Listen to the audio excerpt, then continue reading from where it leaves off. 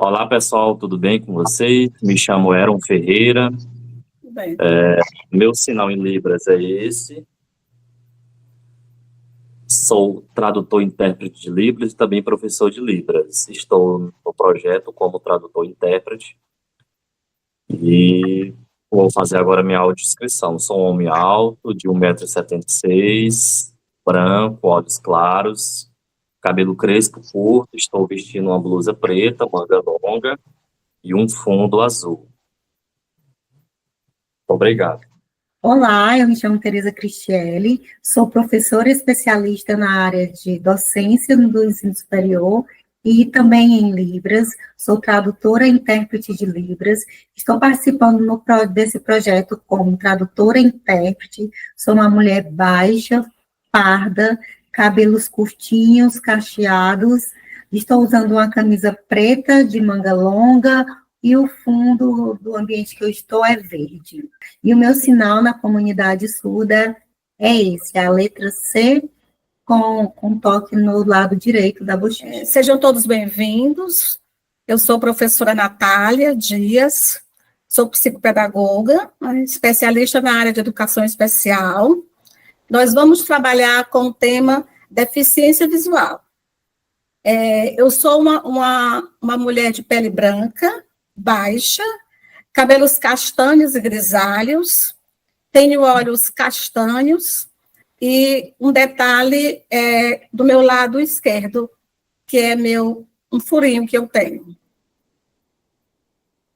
Boa tarde, eu sou a professora Isabela Gomes e eu sou uma mulher parda, de cabelo preto, comprido, uso um óculos com armação transparente e o meu símbolo na comunidade surda é a mão com a configuração em apontando para o que eu tenho do lado esquerdo aqui da boca abaixo. E nós vamos falar sobre a deficiência visual. O nosso primeiro tema da nossa conversa é construindo um ambiente escolar inclusivo, acolhendo alunos com deficiência visual. Então, a nossa conversa vai ser como que a escola vai acolher esse aluno com deficiência visual. Então, para iniciar, eu vou trazer essa fala da Maria da Glória Souza Almeida, que ela vai dizer: a inclusão chega como uma reparação, impõe-se como uma necessidade. Para que possamos lograr êxito nesse projeto humanístico, é imprescindível que a escola alargue seus horizontes para que sejam estabelecidos novos rumos. Então, a partir dessa fala, a gente vê que a inclusão ela não é uma opção, ela é um dever. E a partir disso, a escola ela vai traçar caminhos para trazer um acolhimento a esse aluno com deficiência visual, para que ele possa ter aquele espaço como um ambiente seguro e que ele se sinta acolhido. É importante a gente falar aqui da questão da inclusão, no sentido de que a inclusão ela não se dá apenas com a matrícula desse aluno, mas sim, a inclusão ela é efetiva quando ela garante tanto o acesso do aluno como a permanência dentro da sala de aula e no contexto escolar. Porque muitas vezes a gente encontra situações em que o aluno ele está matriculado, mas que a sala de aula, a escola, o ambiente escolar como um todo, ele não está acessível a esse aluno. Ele não interage na sala de aula, ele não interage com o professor, os recursos não são adaptados, então, assim, eu não vou estar garantindo a esse aluno a inclusão. Então, a gente pode ver que o que segue a inclusão é a adaptação. E para que haja essa inclusão, a gente fala das estruturas tanto física quanto humana. Na estrutura física, o que é que a gente pode ver? Então, a gente vai falar nesse acolhimento da estrutura física e da estrutura humana. Agora, na estrutura física, nós temos a orientação. O que é essa orientação? É um processo cognitivo que permite o estabelecimento e a atualização da posição em que a pessoa ocupa no espaço em que está inserida por meio de informações sensoriais. Então, é o reconhecimento que o aluno vai ter desse espaço em que ele está inserido, de onde ele está e o que é que tem naquele espaço. Como, por exemplo, parte da escola, então ele tem à direita a sala dos professores, à esquerda a sala da coordenação, à frente os banheiros, então é isso que é a orientação. Então, nesse acolhimento, essa estrutura física tem que levar em consideração todo esse processo em que o aluno vai conhecer o espaço em que ele está inserido. Já a mobilidade é a capacidade que o sujeito tem de deslocar-se de um lugar para outro de forma segura, independente e eficaz. Então, na orientação, ele vai traçar os mapas, ele vai construir mapas em que ele vai saber como se deslocar até os locais que ele necessita ir. Na mobilidade, já é a ação do deslocamento, de onde ele está para o local que ele quer ir. Então, conhecer a estrutura física passa por esse processo de orientação e mobilidade, que são processos que vão garantir a autonomia do aluno nesse espaço, para que ele possa se deslocar de forma segura e eficaz. Então, é importante, é um passo importante no acolhimento do aluno na escola, para que ele conheça o local em que ele está inserido. E como foi mencionado pela professora Isabela, muito bem organizado, por sinal, quando nós falamos de orientação e mobilidade, nós estamos falando do ambiente onde esse aluno vai ser acolhido. Então, quando eu estou num ambiente, eu preciso me situar de tudo que está ao redor desse ambiente. E o deficiente visual, ele requer certos detalhes que a escola tende a oferecer. Na primeira imagem, o que é que nós temos? Nós temos uma professora, né, ela está de frente para uma aluna cega, e ela vai passando orientações de como essa aluna vai subir a escada. Então, qual é o primeiro procedimento? Eu estou do lado de um aluno com deficiência visual, então eu já pego a mão desse aluno e coloco no corrimão da escada. A proporção que eu faço isso, o aluno já se sente um pouco mais seguro e ele fica à vontade para a sua locomoção. Na segunda imagem, o que é que nós temos? Nós temos o corredor de uma escola. Você observa que esse corredor ele tem um piso tátil. Os alunos, com o uso da bengala, eles vêm, né, caminhando nesse corredor. E qual é a outra observação que nós temos com o piso tátil? O piso tátil, ele também vai te dar essa localização de salas. Então, o piso tátil, quando ele está todo reto do corredor, você tem essa segmentação.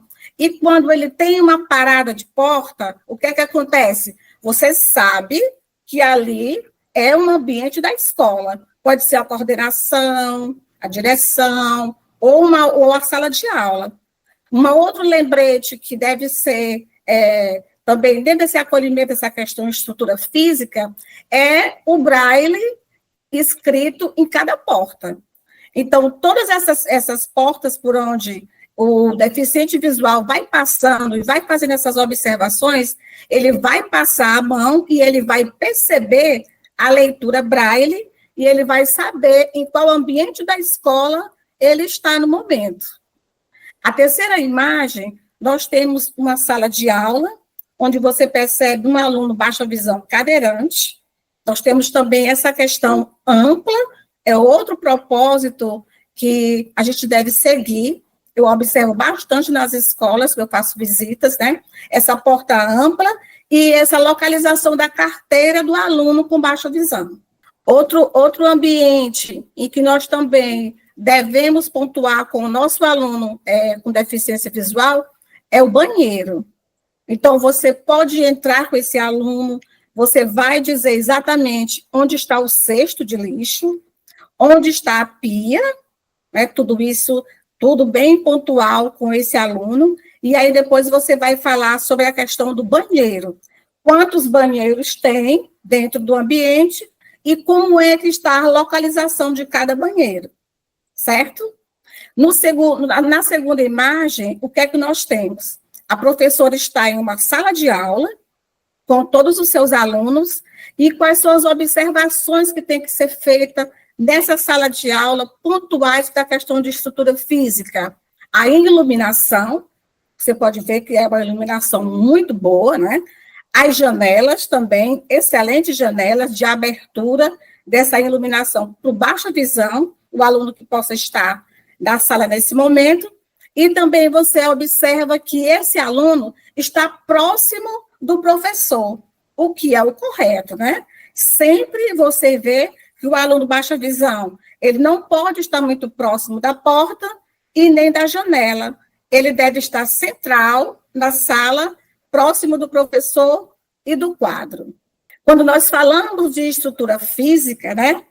A estrutura física, nós acabamos de fazer todas essas observações, nós falamos de estrutura humana também, porque toda essa estrutura física, ela não teria sentido sem a estrutura humana. Então, o que é que nós podemos observar dentro da escola inclusiva?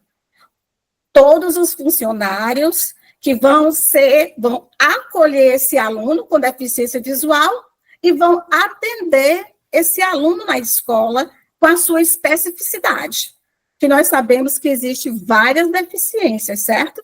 Então, o que é que nós temos de primeiro momento? Nós podemos falar da psicopedagoga. A psicopedagoga, geralmente, ela está avaliando a dificuldade de aprendizagem daquele aluno. Mas ela não só faz isso dentro da sala de aula, né? Ela não só faz isso dentro da sua sala. Ela também faz essa reunião com os professores, ela traz essa avaliação para o professor da sala de aula regular, ela faz também essa reunião e ela faz esse apanhado com o professor do atendimento educacional especializado e ela vai trazer essa roupagem em uma avaliação diagnóstica de como está todas as salas de aula e como é que está se desenvolvendo a aprendizagem daquele aluno. Porque a professora Isabela fez uma observação, muito bem, por sinal, professora, com relação a adaptar. Porque a palavra-chave, né, da nossa temática, da eficiência visual, é adaptar. Então, nós precisamos adaptar materiais, nós precisamos adaptar esses recursos para que possam possibilitar esse acolhimento. Mas isso acontece quando ele passa, né, pelo professor do atendimento educacional especializado, ele tem uma avaliação, esse aluno é avaliado, tanto de forma cognitiva, como psicomotora e afetivo-social. Esse levantamento é feito pela escola, e quem acompanha todo esse processo, desse funcionamento, é a coordenação. Então, a coordenação, ela gerencia toda essa equipe, levando tudo organizado com o propósito de quê? De acolher e de incluir esse aluno. Porque a professora Isabela falou, e eu vou dar um reforço. Matricular não é incluir. Você matriculou. Então, para que haja essa inclusão, é preciso que todo esse funcionamento, psicopedagogo, professor do atendimento educacional especializado e a coordenação, ela esteja coesa. Ela sinta que depois que avaliou, ela pode entrar dentro do processo do desenvolvimento cognitivo daquele aluno. Nós podemos auxiliar de alguma forma, porque o professor do atendimento educacional especializado, ele vai trazer para você a dificuldade que seu aluno tem.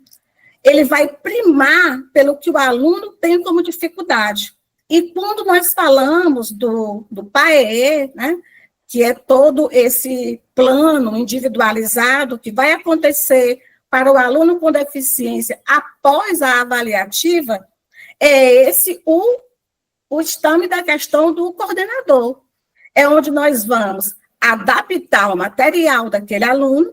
Se ele for baixa visão, será ampliado, e se ele for um aluno cego, vai ser no sistema Braille. E completando o nosso pensamento com relação à questão da estrutura humana, nós temos a família, né? E a família, ela é um ponto crucial dentro do nosso trabalho de avaliativa com aquele aluno. Por quê? Porque a psicopedagoga, junto com a equipe do professor do atendimento educacional especializado, ela vai realizar uma anamnese. E nessa anamnese, ela vai fazer levantamentos a respeito daquele aluno, né? Como aconteceu, qual foi a causa, como é que ele está se desenvolvendo, como é que a escola pode ajudar, como é que nós podemos desenvolver esse processo, quais as necessidades de recursos que esse aluno vai precisar. Então, essa anamnese que acontece com a família, ela é uma base importante. Por quê? Porque a família, ela atravessa um luto. E depois que ela atravessa um luto, ela precisa se reerguer, ela precisa passar essa autoestima para o aluno com deficiência visual, precisa dizer que ele precisa ir para a escola, nós precisamos continuar, porque quando nós falamos de deficiência visual, nós não falamos de incapacidade. O aluno tem uma deficiência, certo, bem pontual, mas não estamos falando que esse aluno seja incapaz. Então, a família é base porque ela tem que estimular, ela tem que estar de frente e ela tem que pontuar junto com essa criança. Por quê? Porque nas bases nacionais comum curricular, o que é que nós temos? Toda criança, independente da sua deficiência, ela será alfabetizada com a mesma idade. Então, é uma responsabilidade da escola? Sim, é uma responsabilidade da escola, mas também é uma responsabilidade da família? Sim, nós somos um grupo. Esse grupo de estrutura física, humana e familiar precisa caminhar juntos. Se nós falamos de uma evolução, se nós falamos de um processo cognitivo de uma criança, é em todos os patamares, cognitivo, psicomotor e afetivo-social. Então, todas essas estruturas se tornam base para essa caminhada desse aluno que chegou para o acolhimento. Muito obrigada.